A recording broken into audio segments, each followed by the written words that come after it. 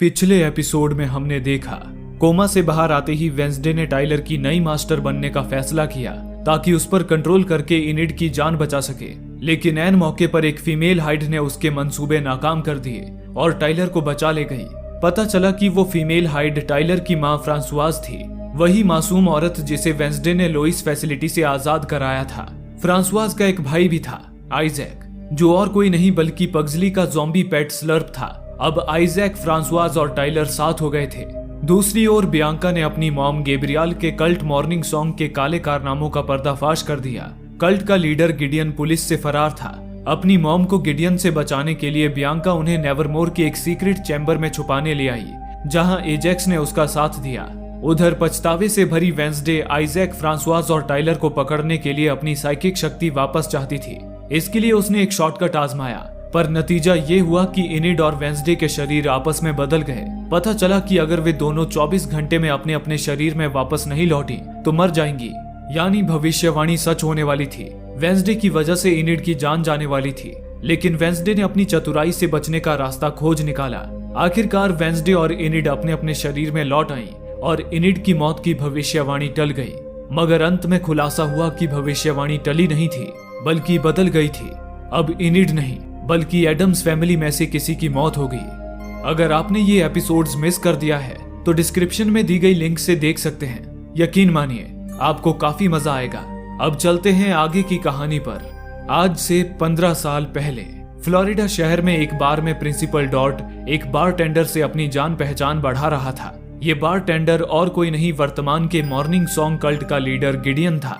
उस जमाने में डॉट का दूर दूर तक नेवरमोर से कोई नाता नहीं था, बल्कि वो तो एक ठग था। डॉट ही वो इंसान था जिसने मॉर्निंग सॉन्ग कल्ट की शुरुआत की।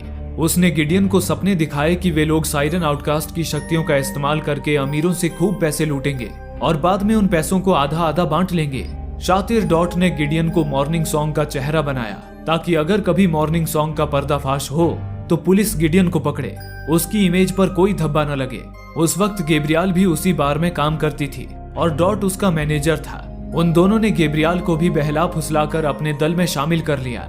इस तरह शुरुआत हुई थी मॉर्निंग सॉन्ग की, जिसका अब वर्तमान समय में बियांका ने पर्दाफाश कर दिया था। डॉट के अच्छे खासे धंधे का दिवाला निकल गया। इस बात से नाराज डॉट अपने ऑफिस की चिमनी के अंदर मौजूद एक खुफिया तहखाने में आया। ये तहखाना वहीं खुला जहां बियांका ने अपनी मां गैब्रियल को छुपा रखा था, और शातिर डॉट को ये बात बहुत पहले से मालूम थी। बियांका और गैब्रियल, दो साइरन बिना चारे के ही डॉट के जाल में फंस चुकी थी, जिन्हें ब्लैकमेल करके अब डॉट नेवरमोर में एक बड़ी साजिश को अंजाम देने वाला था। दूसरी ओर प्रोफेसर ओरलॉफ की हत्या होने के बाद स्कूल में चर्चे हो रहे थे कि अब शायद स्कूल में गाला सेरेमनी नहीं होगी, लेकिन डॉट के अपने मंसूबे थे जिन्हें पूरा करने के लिए उसने सेरेमनी होने दी। सेरेमनी आज रात ही होने वाली थी, जिससे सभी बच्चों में काफी ज्यादा उत्साह था। लेकिन वहीं दूसरी ओर वेंसडे बेचैन थी, क्योंकि टाइलर, फ्रांसवाज और आइजैक अब भी आजाद घूम रहे थे। ऊपर से वो भविष्यवाणी कि अब एडम्स फैमिली का कोई सदस्य मरेगा।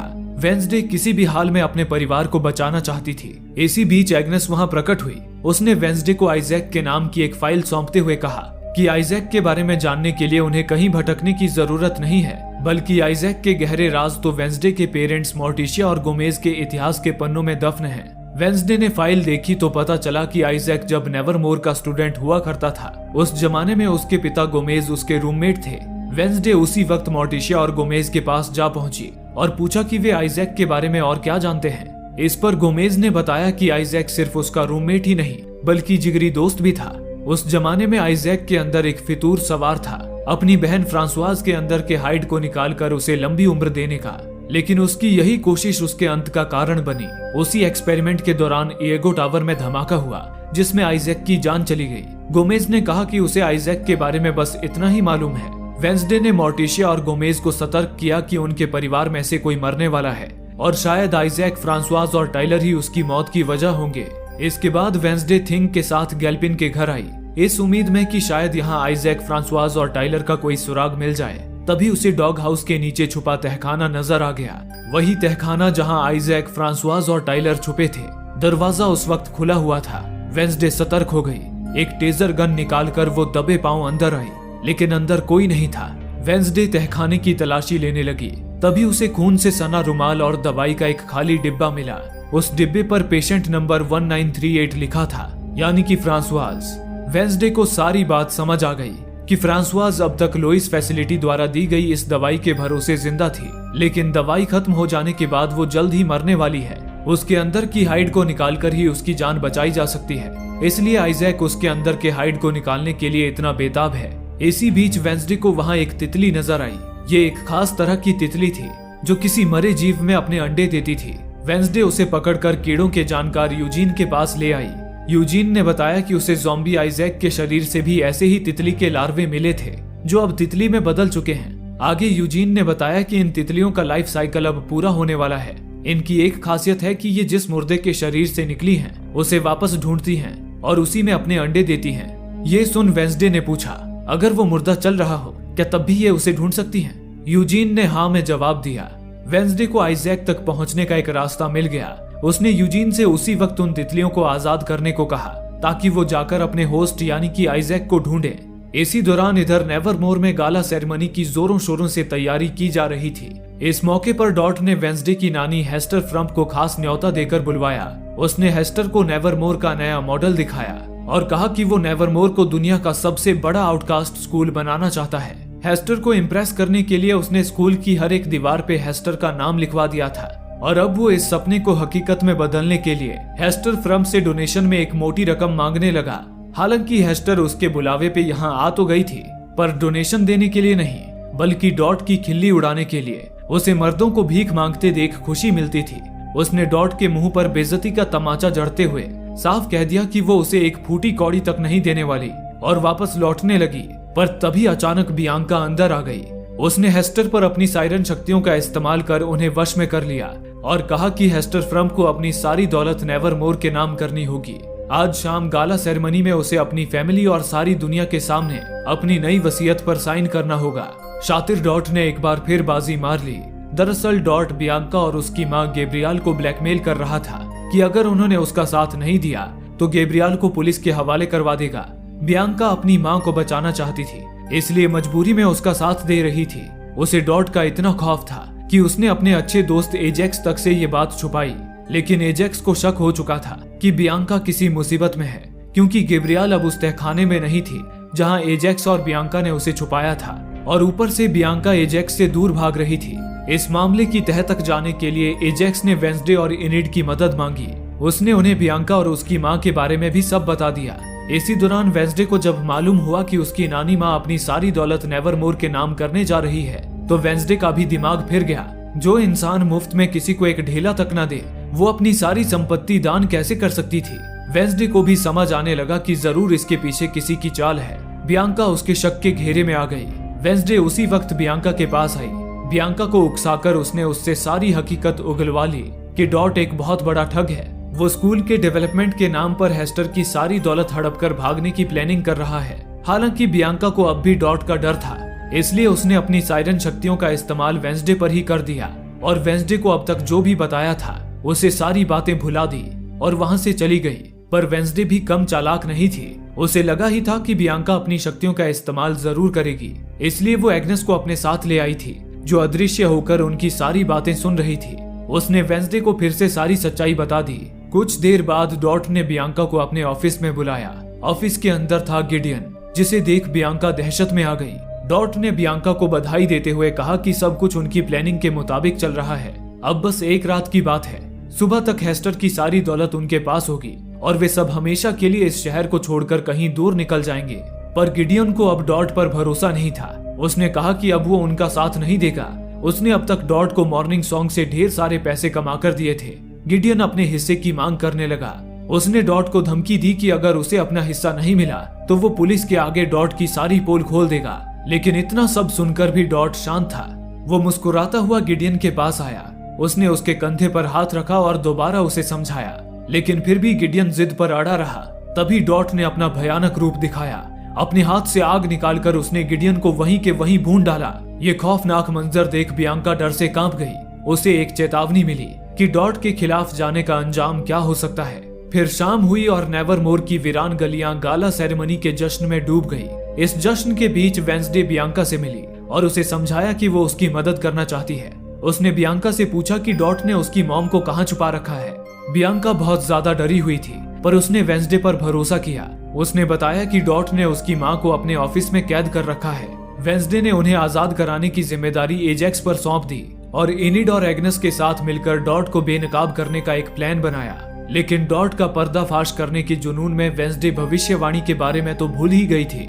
आइजैक नकाब पहनकर नेवरमोर में ही मंडरा रहा था, शायद किसी शिकार की तलाश में। फिर कुछ ही समय बाद आया वो पल जिसका पूरा स्कूल बेसब्री से इंतजार कर रहा था। इनिड और एग्नेस की डांस परफॉर्मेंस शुरू हुई। सारे बच्चे, गेस्ट और टीचर्स उनके डांस में खो चुके थे। इस डांस परफॉर्मेंस के ठीक बाद डॉट सबके सामने हेस्टर की संपत्ति अपने नाम करवाने वाला था। लेकिन वेंसडे और उसकी टीम भी पूरी तरह तैयार थी। एजेक्स बियांका की मां को छुड़ा लाया और फिर डांस के बीच एग्नेस अचानक गायब हुई और बड़ी ही चालाकी से डॉट की जेब से उसका वो लॉकेट निकाल लिया जो सायरन की शक्ति से उसे बचाता था। फिर वो वापस दर्शकों के बीच प्रकट होकर डांस जारी रखने लगी। जैसे ही उनका डांस खत्म हुआ, वेंसडे ने बियांका को इशारा कर दिया कि डॉट की नब्ज अब उनके हाथ में है। बियांका जो इस सेरेमनी को होस्ट कर रही थी, उसने डॉट को स्टेज पर बुलाया। डॉट के स्टेज पे आते ही बियांका ने उस पर अपना जादू किया और उसे सबके सामने अपनी असलियत बताने को कहा। बियांका के वश में होकर डॉट ने अपने ही मुंह से अपनी सारी पोल पट्टी खोल दी। डॉट की असलियत जानकर जहां हेस्टर के होश उड़ गए, वहीं सारे बच्चे गुस्से से भड़क उठे। इतने में ही पुलिस भी डॉट को गिरफ्तार करने आ गई। ये देख शातिर डॉट ने बियांका को अपने शिकंजे में कस लिया और अपने हाथ से आग निकालकर धमकी देने लगा कि अगर कोई भी उसके पास आया तो वो बियांका को भून कर रख देगा। इसी अफरा तफरी में उसने ऊपर की तरफ आग की लपट फेंकी, जिससे ऊपर लगे झूमर की रस्सी जलने लगी। तभी एजेक्स ने पीछे से डॉट को आवाज दिया। डॉट घबराकर पीछे मुड़ा। बियांका को छोड़कर अब वो एजेक्स पर आग फेंकने वाला था, लेकिन तभी एजेक्स ने अपनी टोपी हटा दी और डॉट को पत्थर में बदल दिया। उसी पल ऊपर से झूमर टूटकर सीधा डॉट पर गिरा और डॉट चकनाचूर हो गया। उस रात वेंसडे ने अपने साथियों की मदद से न सिर्फ डॉट का अंत किया, बल्कि बियांका की मां को एक नई शुरुआत करने का मौका भी दिया और साथ ही अपनी नानी मां हेस्टर की संपत्ति लुटने से भी बचा ली। हेस्टर वेंसडे का शुक्रिया अदा करने लगी। इतने में ही यूजीन भागता हुआ आया और बताया कि उसकी तितलियों ने आइजैक को ढूंढ लिया है। वो इस वक्त नेवरमोर के कब्रिस्तान में है। इस दौरान मोर्टिशिया को याद आया पग्जली काफी समय से उन्हें दिखाई नहीं दिया था। वेंसडे समझ गई कि पग्जली पर बड़ी मुसीबत आने वाली है। दूसरी ओर पग्जली कब्रिस्तान में मायूस बैठा था। उसे दुख हो रहा था कि उसे एक ही तो दोस्त मिला था, स्लर्प, वो भी उससे दूर हो गया। तभी उसका स्लर्प यानी कि आइजैक उसके पास आया। लोगों के दिमाग खा खाकर वो पूरी तरह इंसानी रूप में आ चुका था। पग्जली उसे देख खुश होने लगा, लेकिन जल्द ही उसकी खुशी दहशत में बदल गई।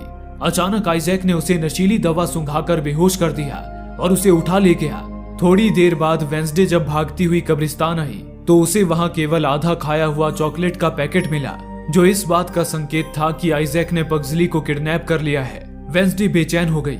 उसके मन में सवाल उठा कि आइजैक का मकसद तो केवल अपनी बहन को ठीक करना है, फिर उसने पग्जली का किडनैप क्यों किया? पग्जली से उसे क्या मिल सकता था? दूसरी ओर सारी पुलिस फोर्स उस वक्त जंगल में पग्जली की तलाश कर रही थी, लेकिन पग्जली का कोई अता पता नहीं था। इसी दौरान वेंसडे की स्पिरिट गाइड वीम्स मोर्टिशिया और वेंसडे को साथ ले आई। उसने सलाह दी कि इस वक्त पग्जली की जान बचाना ज्यादा जरूरी है, इसलिए दोनों माँ बेटी को अपनी आपसी रंजिशें भूलकर साथ होना होगा और अपनी साइकिक शक्तियों से पग्जली को ढूंढना होगा। वीम्स ने इस काम में हेस्टर को भी शामिल करने की सलाह दी। बात पग्जली की थी, इसलिए मोर्टिशिया अपनी माँ हेस्टर से मदद लेने में हिचकिचाई नहीं। वे तीनों एक घेरे में बैठ गए, एक दूसरे का हाथ पकड़ा और मोर्टिशिया एक मंत्र पढ़ने लगी।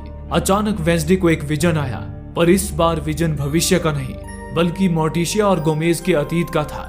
वेंसडे ने जवान मोर्टिशिया और गोमेज को स्कल ट्री के पास देखा, जो एक लाश को दफना रहे थे। वो लाश किसी और की नहीं, आइजैक की थी। उसी पल वेंसडे विजन से बाहर आ गई। उसने अपनी माँ की ओर गुस्से से देखा और बोली, माना कि राज रखना एडम्स फैमिली की प्रथा रही है, लेकिन आपके इस राज ने पग्जली की जान खतरे में डाल दी। मैंने आपको और फादर को देखा आइजैक की लाश दफनाते हुए। क्या आप दोनों ने उसे मारा था? तब मोर्टिशिया ने राज खोलना शुरू किया। उसने बताया, बात है उस समय जब वेंसडे के पिता गोमेज और आइजैक अच्छे दोस्त हुआ करते थे। आइजैक ने उन दिनों अपनी बहन फ्रांसवाज के अंदर के हाइड को निकालने के लिए एक मशीन बनाई थी, ईगो टावर के उसी लैब में जिसे अगस्टस स्टोनहर्स्ट ने सीक्रेटली बनाया था। लेकिन उस मशीन को चलाने के लिए बहुत सारी एनर्जी की जरूरत थी। तब आइजैक ने गोमेज को अपने झांसे में लिया, क्योंकि उस वक्त गोमेज के पास अपने भाई फेस्टर और बेटे पग्जली की तरह बिजली पैदा करने की शक्ति थी। गोमेज आइजैक को अपना इतना अच्छा दोस्त मानता था कि उसके लिए कुछ भी कर सकता था, लेकिन आइजैक धोखेबाज था। अपनी बहन को बचाने के लिए उसने गोमेज की मौत की साजिश रची, यहाँ तक कि उसने स्कल ट्री के पास उसके लिए कब्र भी खोद रखा था। उसने धोखे से गोमेज को मशीन से बांध दिया और उसकी सारी एनर्जी खींचकर अपने मशीन में डालने लगा। मोर्टिशिया ने आगे बताया कि गोमेज मौत के काफी करीब आ गया था, लेकिन ऐन मौके पर मोर्टिशिया वहां पहुंच गई। उसने आइजैक की मशीन को नष्ट कर दिया, जिससे एक धमाका हुआ। उस धमाके में फ्रांसवाज तो बच गई, लेकिन आइजैक मारा गया और उस हादसे ने गोमेज की भी आउटकास्ट की शक्तियां छीन ली। फिर वो हुआ जो वेंसडे ने कुछ देर पहले अपने विजन में देखा था। वेंसडे ने अपनी माँ से सवाल किया कि उन्होंने इतने सालों से इस बात को राज क्यों रखा। इस पर मोर्टिशिया ने बताया कि अगस्टा स्टोनहर्स्ट ने उन्हें धमकी दी थी कि अगर उन्होंने उस हादसे के बारे में किसी को भी बताया तो वो आइजैक की मौत का इल्जाम मोर्टिशिया और गोमेज पर डाल देगा। दरअसल स्टोनहर्स्ट ने उस लैब को सीक्रेटली बनाया था। वो नहीं चाहता था कि किसी को उस लैब के बारे में पता चले। उसकी धमकी से डरकर मोर्टिशिया और गोमेज ने उस हादसे का राज वहीं दबा दिया और आइजैक की लाश को उसी कब्र में दफन कर दिया जो उसने गोमेज के लिए खोदी थी। ये राज जानकर वेंसडे को समझ आ गया कि आइजैक एक बार फिर इएगो टावर पर मौजूद अपनी उसी मशीन से फ्रांसवाज के अंदर के हाइड को निकालना चाहता है, जिसके लिए उसे ढेर सारी एनर्जी की जरूरत है और उसकी ये जरूरत पूरी होगी पग्जली से। इसी बीच घने जंगल में कहीं आइजैक ने पग्जली को एक खुफिया ठिकाने में बंदी बनाकर रखा था। टाइलर पुलिस को गुमराह करने के लिए पग्जली का एक कपड़ा दूसरे शहर में छोड़ आया था, ताकि पुलिस दूसरे शहर में पग्जली को ढूंढे और आइजैक नेवरमोर में घुसकर अपने मकसद को अंजाम दे पाए। नेवरमोर में भी उनका रास्ता अपने आप ही साफ हो रहा था, क्योंकि डॉट वाले हादसे के बाद नेवरमोर स्कूल बंद हो रहा था। सारे आउटकास्ट बच्चों के माँ बाप उन्हें घर ले जा रहे थे। वहीं आज फुल मून भी था, जिस वजह से इनिड सारा दिन लुपिन केज में बंद रहने वाली थी, ताकि आज वो किसी भी तरह भेड़िया ना बने। वेंसडे अकेली पड़ चुकी थी। इसी बीच यूजीन भी घर लौटने से पहले अपनी मधुमक्खियों को हाइबरनेशन में डालने लगा। तभी अचानक उसके शेड में कोई घुस आया और यूजीन का मुंह दबोच लिया। वो और कोई नहीं आइजैक था। थोड़ी देर बाद यूजीन डर से कांपता हुआ वेंसडे के पास आया और उसे एक काला बॉक्स थमाते हुए बताया कि आइजैक आया था, उसने ये ब्लैक बॉक्स तुम्हें देने को कहा। यूजीन इतना डरा हुआ था कि ठीक से बात भी नहीं कर पा रहा था। वेंसडे ने उसे अपने कमरे में जाने को कहा और बॉक्स खोलकर देखा। उसके अंदर था एक ग्लास स्फीयर जिसमें स्कल ट्री की छवि थी और नीचे लिखा था आधी रात। वेंसडे समझ गई कि आइजैक उसे चुनौती दे रहा है कि आओ और पग्जली को बचाकर दिखाओ। वेंसडे भी इन गीदड़ भपकियों से डरने वाली नहीं थी। वो रात होते ही स्कल ट्री के पास आ गई, जहां आइजैक पग्जली को बेड़ियों में जकड़कर वेंसडे का इंतजार कर रहा था। लेकिन वेंसडे पूरी तैयारी के साथ आई थी। उसने थिंग को एक पेड़ की डाल पे बिठाया और उसे एक तीर कमान पकड़ा दी। कहा कि मौका मिलते ही उस ज़ॉम्बी के भेजे में छेद कर देना। इसके बाद वेंसडे आइजैक के पास आई और उसे पग्जली को छोड़ने की चेतावनी देने लगी। वेंसडे उसे बातों में उलझाए हुए थी। इतने में ही थिंग ने आइजैक की खोपड़ी पे निशाना साधकर तीर दाग दी, पर अचानक आइजैक ने अपना हाथ सामने लाकर इस वार को नाकाम कर दिया। हालांकि तीर आइजैक के हाथ में जा घुसी थी, पर उसे दर्द का एहसास भी नहीं हुआ। इतने में ही उधर कहीं से टाइलर निकल कर आया और उसने थिंग को एक बक्से में कैद कर दिया। आइजैक ने मुस्कुराते हुए वेंसडे से कहा, अच्छी चाल थी, पर शायद तुम्हें अंदाजा भी नहीं कि तुम जिसे अपना समझ रही हो वो असल में मेरा है। ये कहते हुए आइजैक ने अपने हाथ से ग्लव हटाया। उसका वो हाथ कटा हुआ था। आइजैक ने इएगो टावर पे हुए हादसे वाली रात का एक और रहस्य खोला। दरअसल इएगो टावर पर हादसे वाली रात मोर्टिशिया ने आइजैक की मशीन तबाह करते हुए उसका हाथ भी काट दिया था। वही हाथ जिसमें उसकी डाविंची शक्तियां समाई हुई थी। वो हाथ जिस्म से अलग होने के बाद एक अलग ही जीव बन गया। आइजैक तो उस रात मारा गया, पर बिजली के झटके ने उसके हाथ को जिंदा कर दिया। उस हाथ की चेतना उस वक्त किसी बच्चे की तरह थी जिसे दुनिया की कोई समझ नहीं थी। मोर्टिशिया और गोमेज उसे अपने साथ ले गए, उसे अपने बच्चे की तरह पाला और आज वही हाथ थिंग बन चुका था। ये जानकर वेंसडे के होश उड़ गए। इसके बाद आइजैक ने थिंग को दबोच लिया और सुई धागे से उसे अपने शरीर से फिर जोड़ लिया।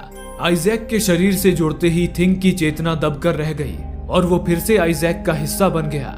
आइजैक की डाविंची शक्तियां लौट आई।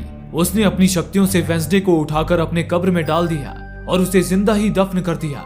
आइजैक के रास्ते का सबसे बड़ा कांटा हट चुका था। अब वो पग्जली को लेकर नेवरमोर के इएगो टावर की तरफ चल दिया। उनके जाते ही अचानक एग्नेस वहां प्रकट हुई, जो डरी सहमी अदृश्य होकर सब कुछ देख रही थी।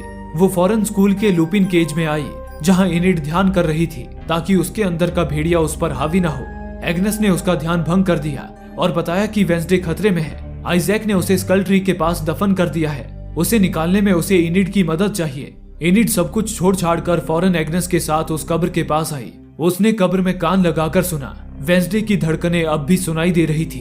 दोनों जल्दी कब्र से मिट्टी हटाने लगे।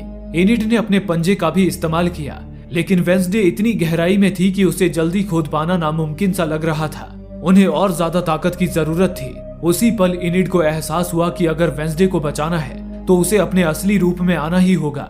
मगर एग्नेस ने इनिड को रोका क्योंकि आज फुल मून था। अगर आज वो वेयरवुल्फ बन जाती तो वो कभी इंसानी रूप में नहीं लौट पाती। पर वेंसडे को बचाने के लिए इनिड ने अपनी जरा भी परवाह नहीं की और भेड़िए में बदल गई। उसने अपने बड़े पंजों से चंद पलों में ही कब्र से सारी मिट्टी हटा दी और वेंसडे अब दिखाई देने लगी, लेकिन वो बिल्कुल भी हिल डुल नहीं रही थी। लगा जैसे मौत ने उसे अपने आगोश में ले लिया है। लेकिन वेंसडे के सिर पे काली शक्तियों का हाथ था। वो जाग उठी, पर वेंसडे ने जब इनिड को भेड़िए के रूप में देखा तो परेशान हो गई। उसे बचाने की इनिड ने एक बड़ी कीमत चुकाई थी। वेंसडे पछतावे से भर गई। वो कुछ भी कह पाती उससे पहले ही इनिड मायूस होकर जंगल की तरफ भाग गई। वेंसडे ने एग्नेस से उसके पीछे जाने को कहा। इतने में ही मोर्टिशिया और गोमेज भी वहां आ गए। वेंसडे को ठीक देखकर उन्हें सुकून मिला, पर अभी वक्त शुक्र मनाने का नहीं था, क्योंकि उधर आइजैक, फ्रांसवाज और टाइलर पग्जली को लेकर ईगो टावर पे आ चुके थे। आइजैक ने अपनी डाविंची शक्तियों से चंद पलों में अपनी मशीनों का सारा सेटअप तैयार कर लिया। उन्होंने पग्जली को एक चेयर से बांध दिया और उसके सिर पे एक मशीन रख दी जो पग्जली के अंदर की सारी ऊर्जा खींचने वाली थी। लेकिन तभी आइजैक ने सारा खेल ही पलट दिया।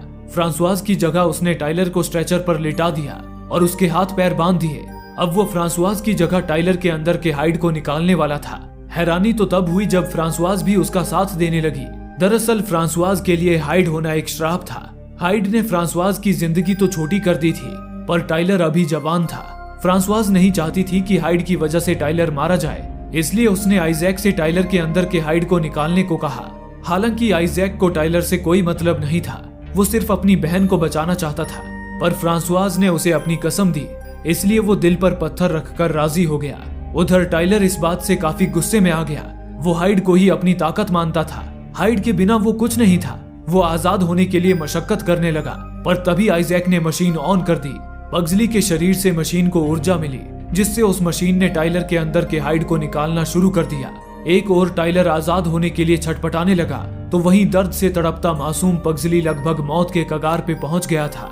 इसी बीच वेंसडे और मोर्टिशिया चोरी छुपे टावर में घुस आए। वेंसडे एक कुल्हाड़ी उठाकर आइजैक की नजरों से बचती हुई टाइलर के करीब आ गई।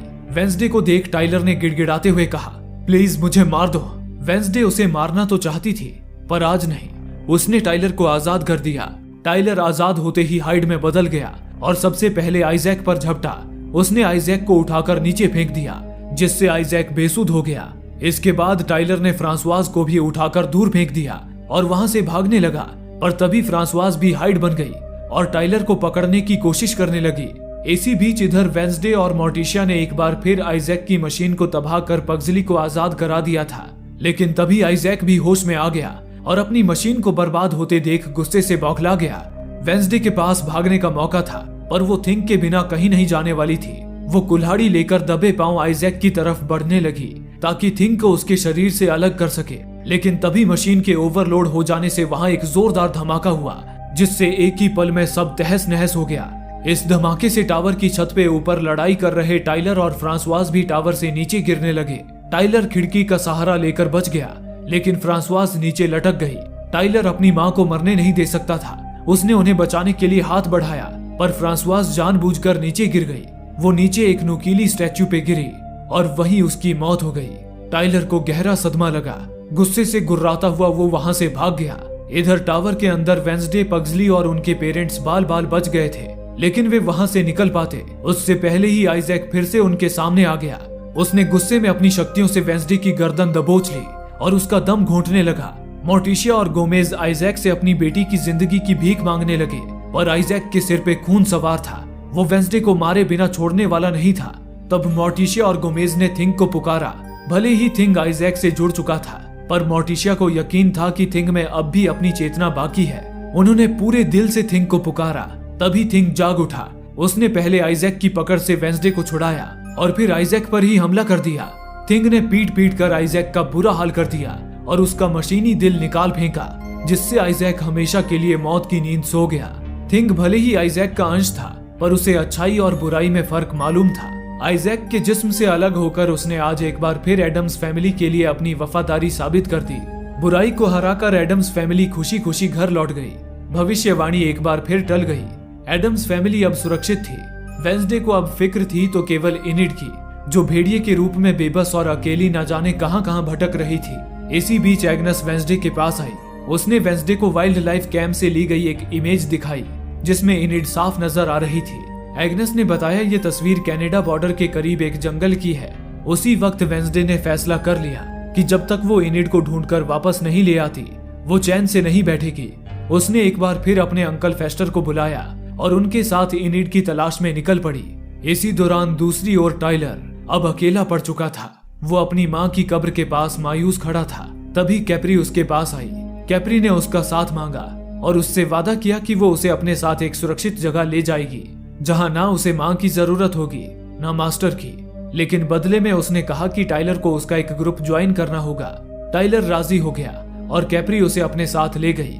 उधर दूसरी ओर अपने सफर के दौरान वेंसडे ने एक डायरी निकाली। ये मोर्टिशिया की बहन ओफिलिया की डायरी थी जिसे मोर्टिशिया ने खुद वेंसडे को सौंप दिया था, लेकिन उसकी वजह वेंसडे को समझ नहीं आई।